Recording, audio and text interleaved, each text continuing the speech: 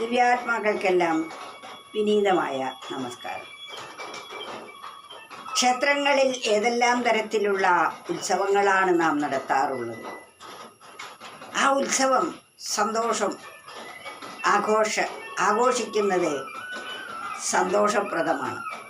സന്തോഷം ലഭിക്കുന്നതിന് വേണ്ടിയാണ് പൂരം നമ്മൾ ആഘോഷിക്കുന്നത്, ഉത്സവം ആഘോഷിക്കുന്നത്.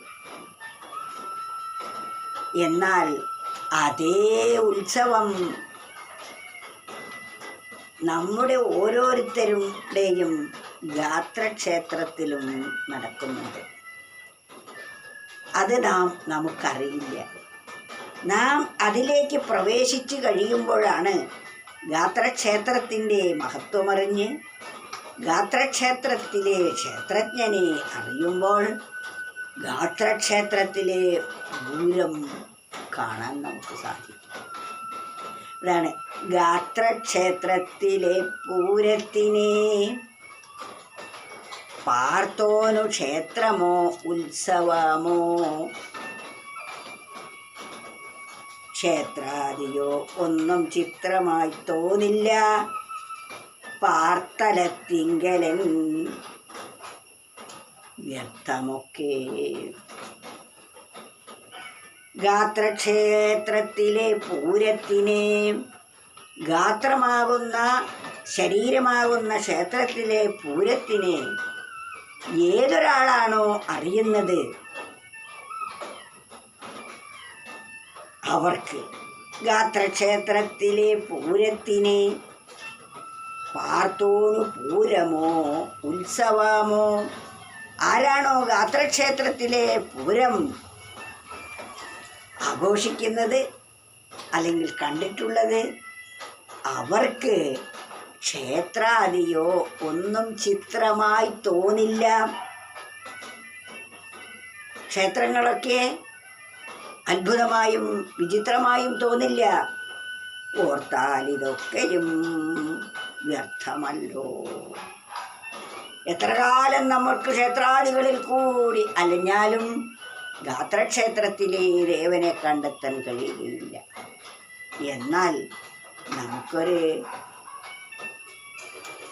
ഈശ്വരചിന്ത ഉണ്ടാകാനും ഗാത്രക്ഷേത്രത്തിലെ ക്ഷേത്രജ്ഞനെ അറിയാനുമുള്ള പ്രചോദനം മനുഷ്യനിർമ്മിതമായ ക്ഷേത്രത്തിൽ നിന്നും ലഭിക്കുന്നതാണ്.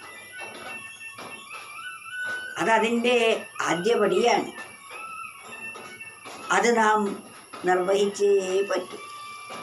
അതിനാൽ നാം ആദ്യപടിയിൽ തന്നെ നിൽക്കാതെ അതിൽ നിന്നും ഉന്നതമായ അവസ്ഥയിലേക്ക് ഉയർന്ന് പോകേണ്ടതുമാണ്. ഗാത്രക്ഷേത്രത്തിലെ പൂരത്തിനെ പാർത്തോനു പൂരമോ ഉത്സവമോ, ഗാത്രക്ഷേത്രത്തിലെ പൂരത്തിനെ ആരാണോ പാർക്കുന്നത്, പാർക്കുക എന്ന് പറഞ്ഞാൽ അത് ശ്രദ്ധിക്കുന്നത്, അവർക്ക് ഗാത്രക്ഷേത്രത്തിലെ പൂരത്തിനെ പാർത്തോനു പൂരമോ ഉത്സവമോ ക്ഷേത്രാദിയോ ഒന്നും ചിത്രമായി തോന്നില്ല. ഓർത്താൽ ഇതൊക്കെയും വ്യർത്ഥമല്ലോ. ഇന്നിപ്പോൾ പൂരത്തിൻ്റെ മഹിമ കൂട്ടാൻ വേണ്ടി മിണ്ടാപ്രാണികളെ ദ്രോഹിക്കുന്നത് കാണുമ്പോൾ മനുഷ്യൻ്റെ ജ്ഞാനമെല്ലാം പമ്പ കടന്നതുപോലെയാണ് തോന്നുക. അത്യുഷ്ണം സഹിക്കാൻ കഴിയാതെ ആനകൾ നടു റോട്ടിൽ ചുട്ടുപൊരിഞ്ഞ വെയിലിൽ നിശ്ചലമായി നിൽക്കുന്ന കാഴ്ച അസഹനീയമാകുമ്പോൾ ആനകൾ അവരുടെ മാനസിക നില തെറ്റുക സ്വാഭാവികമല്ലല്ലോ. സ്വാഭാവികം ആണല്ലോ. അവരുടെ മാനസിക നില തെറ്റില്ലേ? തീർച്ചയായും തെറ്റും. കാരണം അതിയായ ഉഷ്ണം, നിശ്ചലമായ നൃത്തം. നമ്മൾ സഞ്ചരിക്കുകയാണെങ്കിൽ ആ ഉഷ്ണം അറിയുകയില്ല. ബൈക്കിൽ പോകുന്ന ഒരാൾ എത്ര നട്ടുച്ചയ്ക്ക് പോകാനും അവർ ആ ചൂടറിയുന്നില്ല. നേരെ മറിച്ച് കുറച്ച് സമയം ആ വെയിലത്ത് നിൽക്കുകയാണെങ്കിൽ നല്ല ചൂടായിരിക്കും. അതുപോലെ ഈ ആനകൾ നല്ല വെയിലും കൊണ്ട് അവർ അത്യുഷ്ണ സമയത്ത് നിശ്ചലമായി നിൽക്കുമ്പോൾ അത് അത്യന്തം പ്രയാസകരമായി. ദേവന് വേണ്ടി ഇത്രയും മഹാപാപകർമ്മം ചെയ്യുന്നത് ഭഗവാൻ ഒട്ടും ഇഷ്ടപ്പെടാത്ത കാര്യമാണ്. അതിനാൽ ഈ ആനന്ദത്തിന് വേണ്ടി ചെയ്യുന്നത് മറ്റൊരു ജീവിക്ക് ദുഃഖത്തിനായി വരുന്നത് ഹിംസയാണ്. എന്നാൽ ഇതിനേക്കാളെല്ലാം ഉത്കൃഷ്ടമായ പൂരം, വെടിക്കെട്ടും പഞ്ചവാദ്യങ്ങളും എല്ലാം ഗാത്രക്ഷേത്രത്തിലും നടക്കുന്നുണ്ട്. ഗർഭക്ഷേത്രത്തിനടുത്തെത്തുമ്പോഴാണ് പഞ്ചവാദ്യം മുഴങ്ങുന്നത് എന്ന് പറഞ്ഞാൽ ദേവൻ്റെ ഏറ്റവും അടുത്തെത്തി എന്നർത്ഥം. പിന്നീട് ആ പഞ്ചവാദ്യങ്ങളിൽ എന്തൊക്കെയാണ്? പലതരത്തിലുള്ള ശബ്ദങ്ങളെ പ്രകടമാക്കുന്നതാണ്.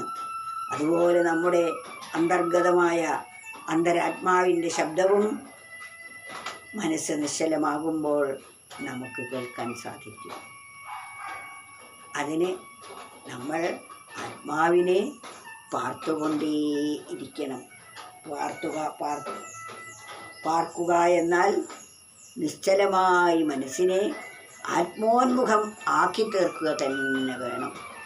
അപ്പോൾ മാത്രമേ ഗാത്രക്ഷേത്രത്തിലെ പൂരം ദർശിക്കാൻ സാധിക്കുകയുള്ളൂ.